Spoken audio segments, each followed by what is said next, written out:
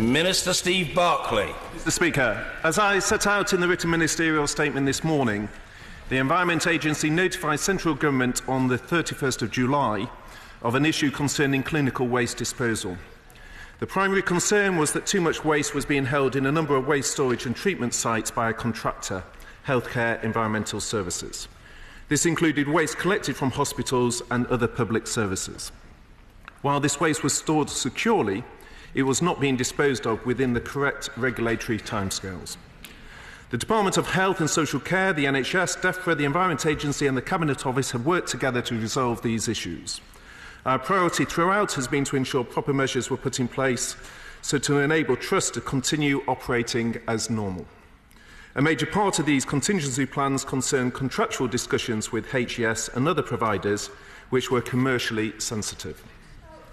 Following the Environment Agency's partial suspension to HES's Normanton site, which came into force on 3rd October 2018, NHS Improvement wrote to HES to raise their concerns. NHSI gave HES an opportunity to set out how they were complying with their legal and contractual obligations. HES failed to provide that assurance. As a result, 15 NHS trusts served contract termination notices on Sunday, 7th October. As part of our contingency arrangements, we ran a tender process with the clinical waste sector before awarding a new contract to Mighty. As contracts with HES were terminated over the weekend, Mighty stepped in and from Monday morning provided continuing waste collection and incineration across all of these organisations.